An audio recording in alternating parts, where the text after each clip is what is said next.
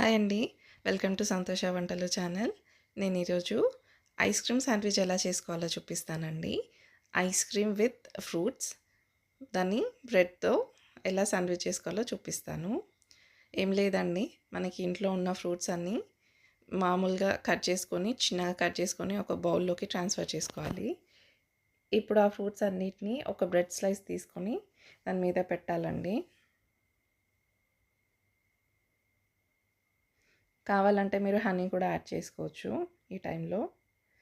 నేనిప్పుడు ఈ ఫ్రూట్స్ అన్నిటిపైన కొద్దిగా ఐస్ క్రీమ్ యాడ్ చేస్తున్నాను. నేను ఇక్కడ వెనిలా ఫ్లేవర్ ఐస్ క్రీమ్ తీసుకున్నానండి. మీకు కావాల్సిన ఫ్లేవర్ ఐస్ క్రీమ్ తీసుకోవచ్చు. ఇది చాలా బాగుంటుందండి.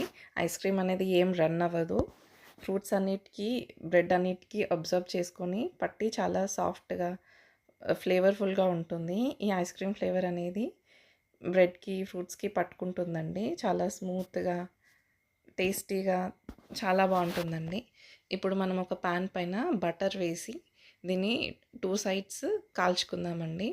నేను ఇక్కడ చూపిస్తున్న విధంగా గోల్డెన్ కలర్ వచ్చేంత వరకు 2 సైడ్స్లో కాల్చుకుందామండి. మీరు ఒకసారి కంపల్సరీ ట్రై చేయండి. ఎప్పుడు రొటీన్గా కాకుండా ఇలా బాగుంటుంది. పైగా ఇది మనకి ఆకలేసినప్పుడు ఈవినింగ్ స్నాక్స్ లాగా తిన్నా చాలా ఫిల్లింగ్గా ఉంటుందండి. చిన్నపిల్లలు అయితే చాలా ఇష్టంగా తింటారు.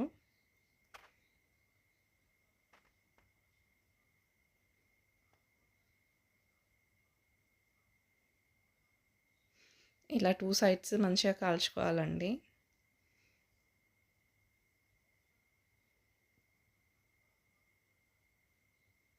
చూసారా, గోల్డెన్ కలర్ వచ్చింది. అంతే అండి. ఇప్పుడు ఒక ప్లేట్లోకి సర్వ్ చేసుకుందాం. దీన్ని మధ్యలోకి కట్ చేసుకొని, కావాలంటే ఇంకా ఎక్స్ట్రా ఫ్రూట్స్ కూడా యాడ్ చేసుకొని సర్వ్ చేసుకుంటే చాలా బాగుంటుందండి. ఇలా ఒకసారి ట్రై చేయండి.